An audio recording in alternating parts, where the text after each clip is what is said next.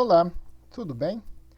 Então, nós vamos dar início a essa parte introdutória do conteúdo da anatomia humana. Esse conteúdo é importante para que vocês possam compreender os termos, compreender, né, as posições, compreender os cortes que são realizados. Então, é importante que vocês dediquem um pouco de tempo nessa aula para que vocês possam compreender tudo aquilo que nós vamos discutir durante, né, as nossas outras aulas sobre os sistemas especificamente, né?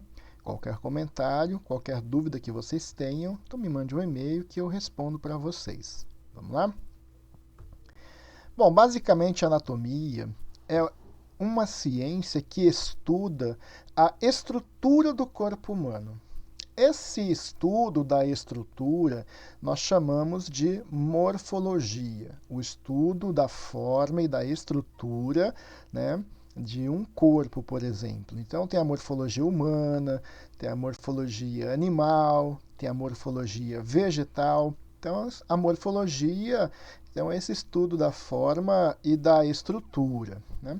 Então, essa anatomia é uma ciência tão antiga, né, e nós podemos ver aqui nessas gravuras, nessas imagens, que ela surgiu há muito tempo e que à medida que o conhecimento anatômico, o conhecimento artístico foi evoluindo, né, as representações do corpo humano também se modificaram até aquilo que nós conhecemos no dia de hoje, que é uma representação artística mais fiel da estrutura do corpo humano. Então, para vocês terem ideia, né, desse conceito, então lá nos achados antigos, né, então aqui nós temos algumas representações de esqueleto, de órgãos, de músculo, do coração, né, do trato gastrointestinal. Então era uma representação muito primária ainda, né, não se tinha um cuidado anatômico, com a posição, com a localização correta do órgão no corpo. E à medida que os estudos foram evoluindo, os artistas também, as representações acabaram ficando mais realísticas. Tá bom?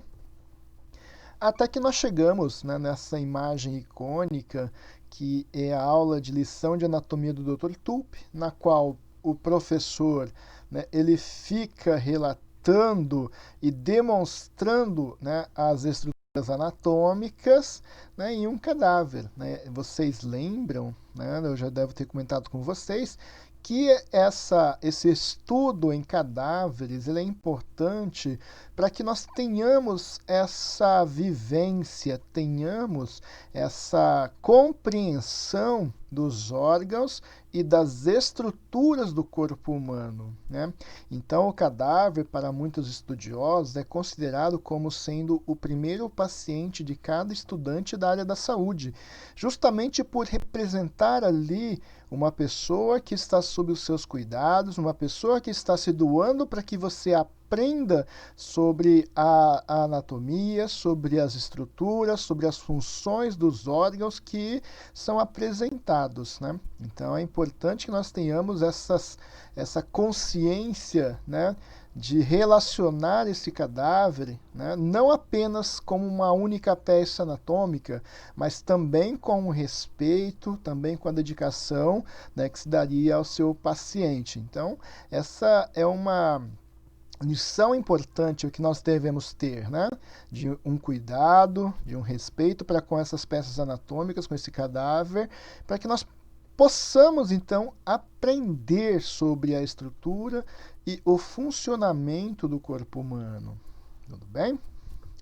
Bom, então a anatomia, ela vem do grego, né, ana, que é em partes, e tome, que é corte, ou seja, cortar em partes, estudar o órgão, estudar o corpo particionado. Então nós estudamos de forma macro, ou seja, tudo aquilo que eu consigo observar a olho nu, e microscopicamente, né? Então eu preciso ali de uma lupa de aumento, eu preciso de um microscópio para verificar como é o tecido, como é a célula, qual é a forma, qual é a estrutura dessa célula. E com isso, né, estudar essa estrutura e atribuir funções para essas estruturas. Então, a anatomia ela trabalha nessa vertente. Eu tenho o estudo da forma, né? E também eu tenho a atribuição de funções. Não é uma atribuição de funções da mesma maneira como é estudado na fisiologia, que os processos são detalhados, que todo o mecanismo ele é detalhado pelo professor. Na anatomia, nós temos o detalhamento da forma e da estrutura, né? E de forma muito simples e muito rápida, a função para essas estruturas anatômicas que são apresentadas. Então, a anatomia ela é a ciência da estrutura e as suas relações. Então, nós podemos observar aqui que todo o nosso corpo ele funciona de forma harmônica, de forma conjunta, né, para proporcionar, né, benefícios ao nosso funcionamento corporal. Por exemplo, vamos começar aqui com a entrada do alimento pelo trato digestório.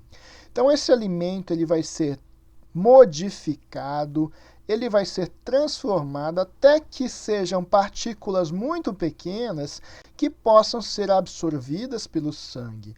A partir do momento em que essas partículas são absorvidas na forma de glicose, na forma de aminoácidos, então ela passa para o sistema circulatório, que vai distribuir, né, essas partículas, né, para todo o nosso corpo, né? E os restos alimentares, aquilo que não é mais aproveitado, vai ser eliminado pelas fezes. Então, todos esses sistemas, eles estão interrelacionados. E é o que nós vamos estudar no decorrer dessa disciplina, é o que nós vamos estudar no decorrer das nossas aulas. A inter-relação que existe entre os diversos sistemas que compõem o corpo humano. Nós vamos estudá-los de forma isolada, mas lembrando que a todo momento de fazer essas relações, né, de integração entre esses sistemas. Por exemplo, né, a integração do sistema digestório com o circulatório, do sistema circulatório com o respiratório, do sistema circulatório com o urinário, né, e assim com outros sistemas que nós também vamos estudar. Então, para que nós possamos estudar essa anatomia, nós nos utilizamos de uma técnica chamada de dissecação, né, que é uma separação metódica dos tecidos. Nós não estamos falando de um corte aleatório, nós estamos falando de um corte que é realizado sem nenhum propósito. Na dissecação, nós temos, então, esses cortes que são realizados de forma metódica, separando primeiro a pele, depois a tela subcutânea, que é a gordura, chegando na fáscia e até os músculos. E não é simplesmente cortar toda a pele e o tecido adiposo. Nós temos que preservar as estruturas que estão percorrendo por esse local. Os vasos sanguíneos, os nervos, né? Isso é uma técnica de dissecação, tá certo? Não é apenas cortar aleatoriamente e ir retirando a pele, né? Então, nós estamos fazendo um trabalho metódico e com o propósito de preservar as estruturas anatômicas que são importantes, né, para o estudo, né? Vasos, nervos, músculos, né? Então, tudo isso nós acabamos estudando a partir desse processo de dissecação. Uma outra forma que nós temos de estudar anatomia é através da imaginologia, através da radiologia. Então, através de pranchas radiográficas, nós podemos observar, no caso da radiografia, as estruturas ósseas. Nós podemos observar aqui uma coluna vertebral com um pouco de escoliose. Nessa imagem, né, uma escoliose bem pronunciada. Então, nós utilizamos da anatomia, né, utilizamos do conhecimento anatômico para que nós possamos interpretar o que nós estamos vendo aqui nessas imagens, né? Então, o alinhamento não está correto, né? Com isso, o alinhamento não estando correto, eu vou ter compressão de órgãos desse lado, eu vou ter estiramento muscular do lado oposto a essa curvatura, né? Então, tudo isso nós temos que entender, né, da anatomia para poder relacionar quais são os prejuízos que essa pessoa ela pode apresentar. Nesse caso aqui, essa estrutura bem grande de formato circular é um cálculo. Aqui nós podemos observar os cálices renais, né? Toda a parte do aparelho urinário. E nessa imagem eu estou vendo aqui uma imagem bem grande de uma estrutura circular, que é um cálculo. Aqui uma escoliose que posteriormente ela foi corrigida pela implantação de placas, né, para manter a postura. Tá certo? Em outras imagens, né, uma tomografia, uma ressonância nuclear magnética, nós podemos observar toda a estrutura anatômica. Então, essa anatomia que nós estamos observando nessas imagens é a anatomia estudada no indivíduo vivo, né? Então, nós precisamos conhecer o que é normal para poder observar uma imagem como essa e saber que essa estrutura aqui ela não é normal. Saber que essa estrutura que está aparecendo nesse rim aqui, ela não deveria estar, porque no rim contralateral eu não tenho essa imagem. Né? De entender que nessa imagem aqui da articulação do joelho, eu estou vendo o fêmur, a patela, a tíbia, músculos, eu estou vendo essas linhas aqui, né? E entender que essas linhas, elas são normais.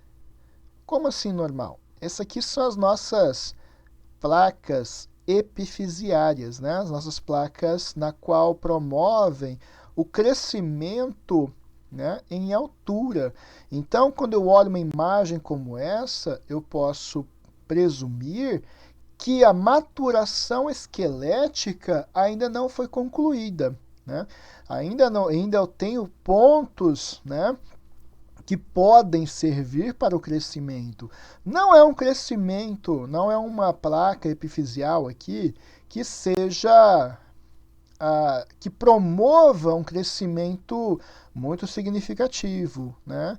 Então, provavelmente já está passando da adolescência e essas placas já estão, né, se fechando, né? Já estão ocorrendo aqui a sinostose, mas é um evento normal, né? Um leigo poderia observar essa imagem e achar que isso era uma fratura. Então, nós temos que ter o conhecimento do que é o normal para saber entender numa imagem, né, o que está errado, o que está de anormal, o que está em caso de doença, por exemplo. Tudo bem? Vamos lá. Então, nós temos várias formas de estudar essa anatomia do indivíduo vivo, né? Uma forma que eu gosto muito, né, é a pintura corporal, o body paint, né? Na qual o artista ele consegue representar a localização de estruturas anatômicas. Nessa imagem aqui, por exemplo, está observando toda a parte muscular, um pouco das estruturas vasculares, a glândula parótida, né? Então é extremamente interessante que nós tenhamos essa relação anatômica. Num curso de artes como esse, por exemplo, a pessoa precisa, o artista no caso, tem que ter a noção, a relação de proporção, a relação de localização anatômica para poder representar, né, de forma fiel essas imagens. Se o artista não tiver o conhecimento anatômico, ele pode representar um músculo muito maior do que deveria, né, pode representar um músculo fora do seu local habitual. Então é importante esse conhecimento. E nós vamos ter algumas atividades que são relacionadas a esse tema também. Tá certo? Então sempre a forma e a função elas estarão interrelacionadas. Nesse caso, eu posso presumir que eu tenho um estojo ósseo, que é o nosso crânio. Quando eu faço um corte nesse crânio, retiro aqui a calota craniana, nós podemos observar que eu tenho uma cavidade, chamada de cavidade craniana. Esse espaço, essa cavidade, ela serve para armazenar e proteger o nosso encéfalo. Então, eu tenho uma estrutura altamente resistente que deve servir para proteger e alojar algo importante. Nesse caso, né, o crânio aloja e protege o nosso encéfalo, uma das partes mais importantes do nosso sistema nervoso central. Né? Então, a forma da estrutura está relacionada com a sua função. Geralmente, nós teremos essas relações de forma e função. Bom, uma forma artística bem bacana de anatomia, de estudar anatomia, é uma técnica chamada de plastinação. Uma técnica realizada por um anatomista alemão, Dr. Gunther von Hagens, e que ele preserva os corpos através da injeção de um polímero, né, um plástico, para preservar, né, o formato. E aí ele faz exposições por todo o mundo, né, levando o conhecimento anatômico para as pessoas. Né. Para muitos é um circo de horrores, para outros, como eu, por exemplo, né, uma maravilha que deve ser contemplada, deve ser admirada. É muito bacana. Né. Quem tiver a oportunidade de visitar uma exposição como essa, vale muito a pena. Então tem várias imagens, várias peças, né, que representam, né, o corpo humano em posições funcionais. Não é a posição anatômica, é uma posição de função. Tá?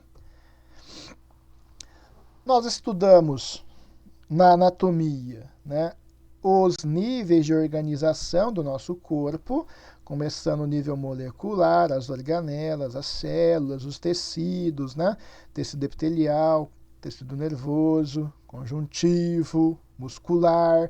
Então, nós estudamos os órgãos, os sistemas, né? E todo o conjunto. Na anatomia, nós vamos estudar até o nível celular. Então, por exemplo, eu vou estudar a anatomia do sistema nervoso. A gente vai estudar o cérebro, nós vamos estudar, né, o tecido nervoso e dentro do tecido nervoso a gente vai estudar as células que constituem o tecido nervoso. No caso, neurônios e células da glia. A gente não vai estudar organelas em específico, muito menos moléculas, tá? Então, a gente vai saber o que essa célula faz, qual é a morfologia celular, qual a morfologia do órgão e quais são as suas funções. Tá certo? Dentro disso, sabendo desses processos, desses níveis, então nossa anatomia, o estudo da anatomia que eu estou propondo para vocês é o estudo da anatomia sistêmica. Ou seja, nós dividimos o corpo humano em sistemas e nós vamos estudando esses sistemas gradativamente. Então, o sistema tegumentar, que inclui pele e seus anexos, o sistema esquelético, abrangendo ossos e articulações, o sistema muscular, né? No caso do sistema muscular, não apenas o músculo estriado esquelético, mas a gente vai estudar um pouco dos outros tipos de músculo, como o músculo liso e o músculo estriado cardíaco, o sistema nervoso, né? O sistema endócrino, o sistema cardiovascular ou sistema circulatório.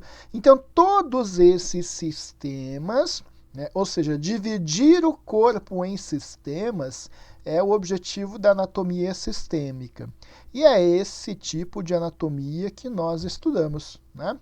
Então, nós vamos entender quais são os órgãos que fazem parte desses sistemas, quais são as estruturas importantes, qual é a relação que existe, por exemplo, entre o sistema linfático e o sistema respiratório. Né?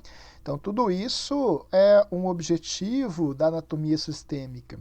Para depois, né, de estudarmos esses sistemas isoladamente, nós tenhamos condições de vislumbrar eles funcionando em conjunto, né, trabalhando em conjunto, para promover a homeostasia do nosso corpo, manter o nosso corpo em um funcionamento harmônico. Então, todos esses ramos nós vamos estudá-los, né, durante, né, o curso durante a disciplina de anatomia humana. Bem, um outro tipo de anatomia, um outro ramo da anatomia é chamado de anatomia topográfica, na qual eu estudo uma determinada região para depois, né, por exemplo, eu estudo toda a sistêmica e agora eu vou estudar a anatomia regional. Então, anatomia da cabeça, anatomia do tronco, anatomia da pelve. Então, quando eu faço essa anatomia topográfica, eu estudo tudo o que tem na cabeça: ossos, articulações, músculos, vasos sanguíneos, nervos, órgãos dos sentidos. Então é uma anatomia mais aprofundada, é uma anatomia, né, digamos assim, mais complexa do que a anatomia sistêmica. Tudo bem? Essa anatomia, muitas vezes, ela é estudada apenas nos cursos de medicina e, no caso da cabeça, né, na odontologia, né, que tem a necessidade, né, de estudar aprofundadamente essas regiões corporais. Nós temos a anatomia radiológica, como eu já comentei com vocês, que é a anatomia estudada no indivíduo vivo, na qual eu utilizo de radiografia, tomografia, ultrassom, a ressonância magnética, para identificar as estruturas anatômicas e saber se essas estruturas anatômicas estão normais ou não. No caso dessa imagem, existe essa mancha nesse local que não é normal, né? Então existe uma situação de anormalidade. Sabendo da localização, sabendo do que essa região anatômica faz, o médico ele vai emitir um laudo e vai dizer, né, depois, olha, comprometimento em tal região, né, que é compatível com um tumor benigno, um tumor maligno. Então tudo isso é feito, né, com base na anatomia. Então o radiologista, o médico radiologista, ele deve ser um profundo conhecedor da anatomia, porque ele precisa correlacionar as estruturas que ele está vendo com a anatomia normal, né? Se ele não souber o que é o normal, como que nós vamos saber aquilo que está diferente? Tudo bem? Uma anatomia que é utilizada em alguns cursos, como por exemplo na biologia, anatomia comparada, né, que é o estudo das relações que existem entre o homem com os diferentes tipos animais, né? Diferentes espécies animais. Nós, na área da saúde, nós estudamos, né, apenas em laboratório. Quando eu faço uma pesquisa, quando eu vou fazer o teste de algum medicamento novo, de alguma droga nova, nós utilizamos primeiro os animais, verificamos o resultado que ocorreu nesses animais, para depois eu ter condições de realizar essa pesquisa, né, no indivíduo humano. Tá?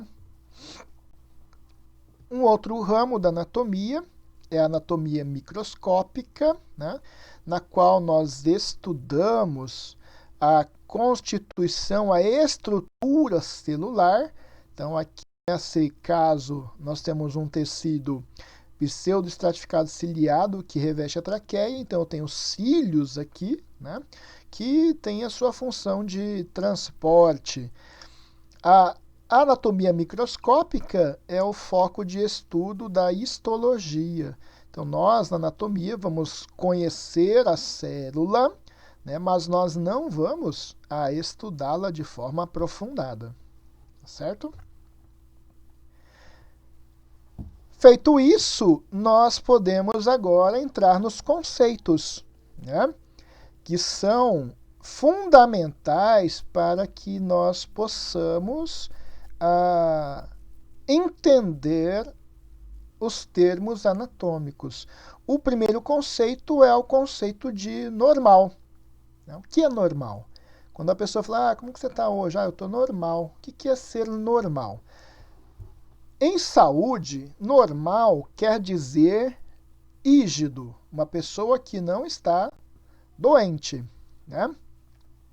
não estou resfriado, eu não tenho diabetes, não tenho pressão alta. Então, uma pessoa que está livre de doenças. Isso é o normal para a área da saúde.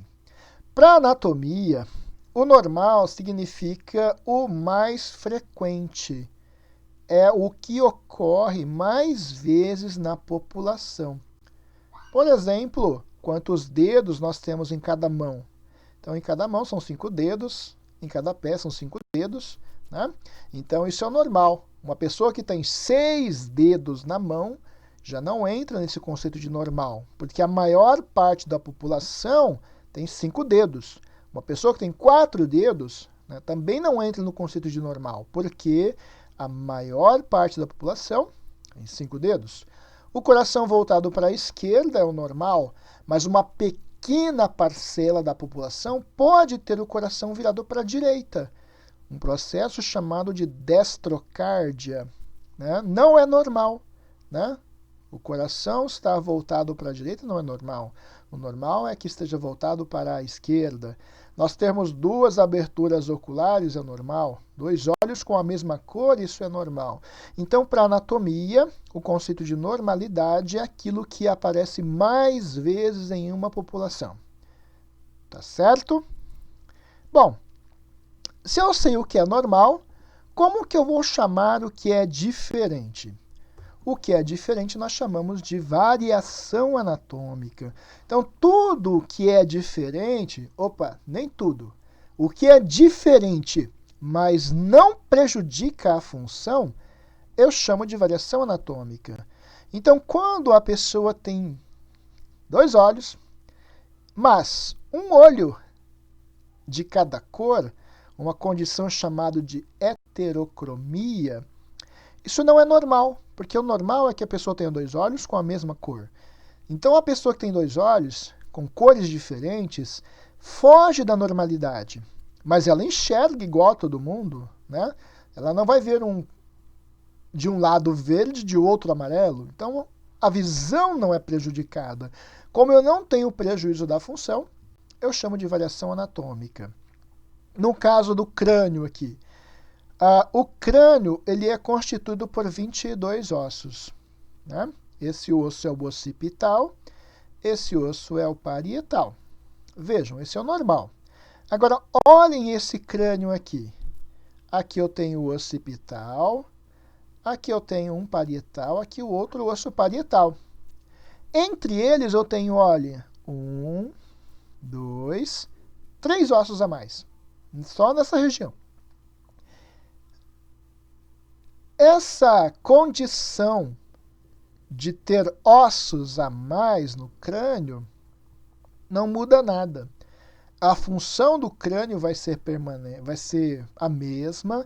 A constituição vai mudar, tem ossos a mais, mas a função é a mesma.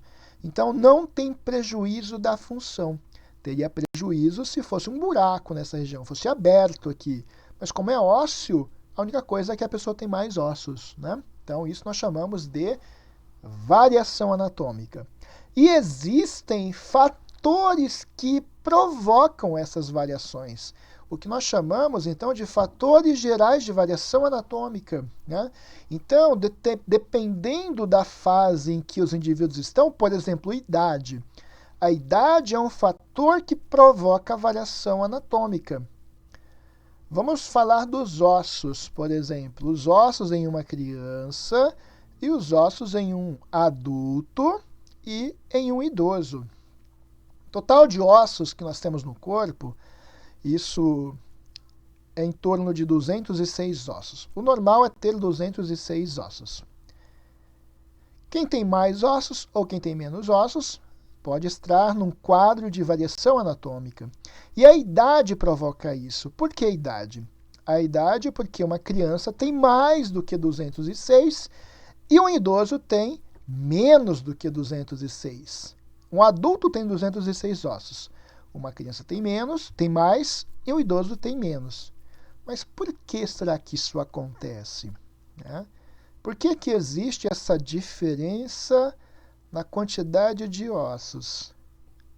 Por quê? Deixem a resposta, eu acho que vocês sabem o porquê. Outro fator que provoca a variação anatômica é o sexo, masculino e feminino, né? Obviamente, nós podemos listar o aparelho reprodutor, é diferente no homem e na mulher.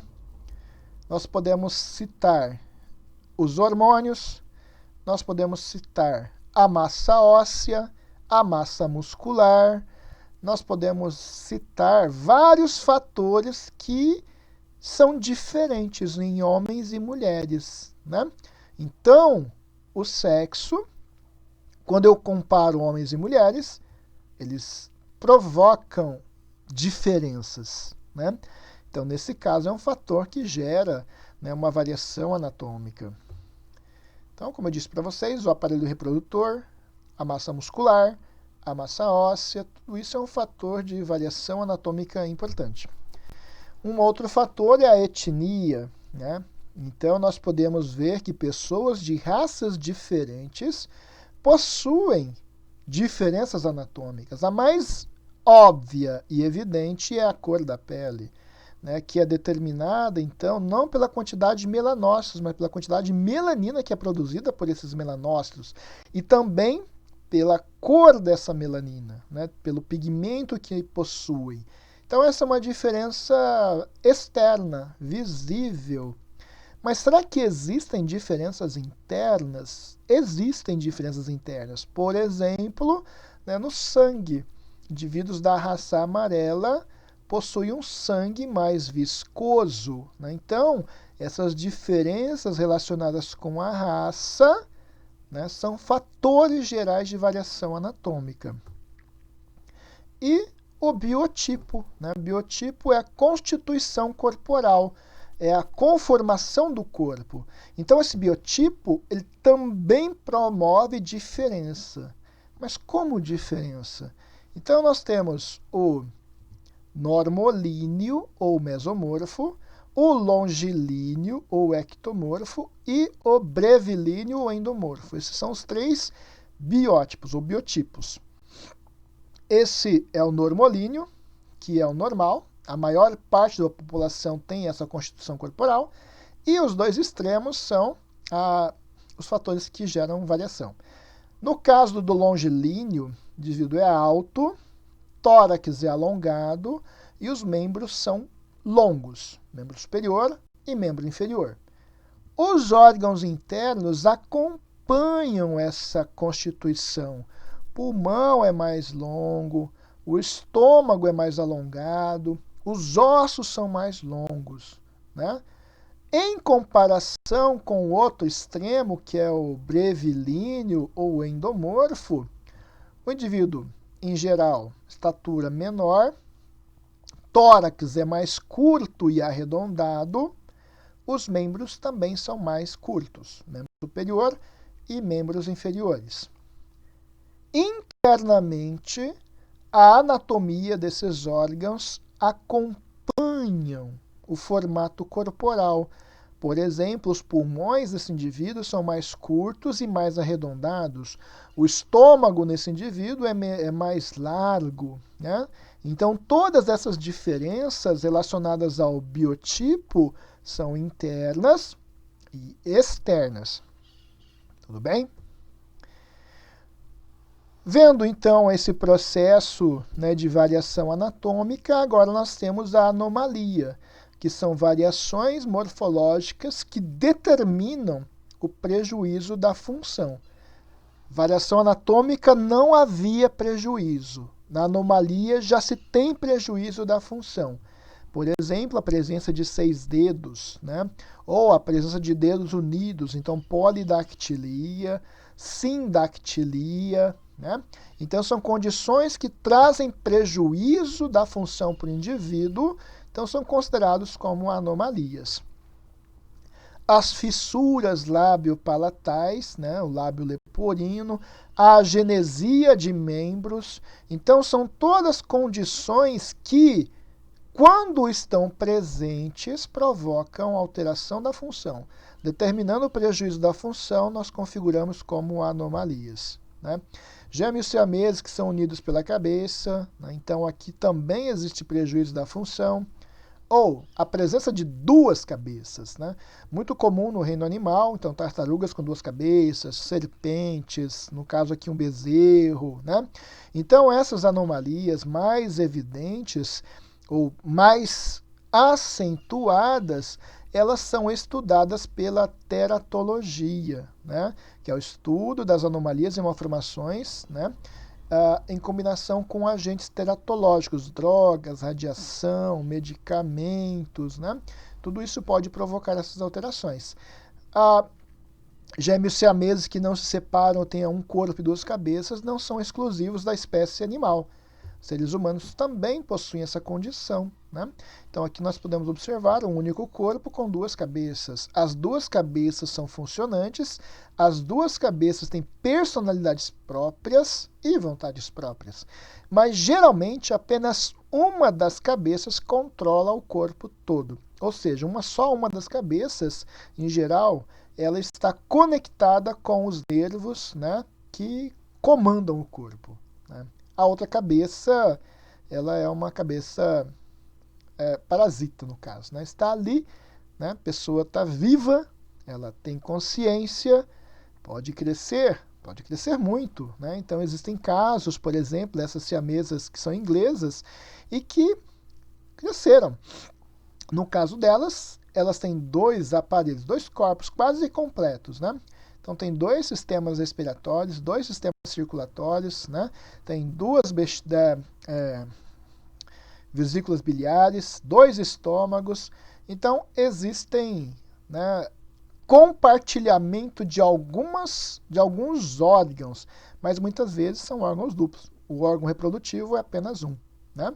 Então, se vocês procurarem na internet mais relatos sobre ela, vão ver que é uma história de vida bem interessante.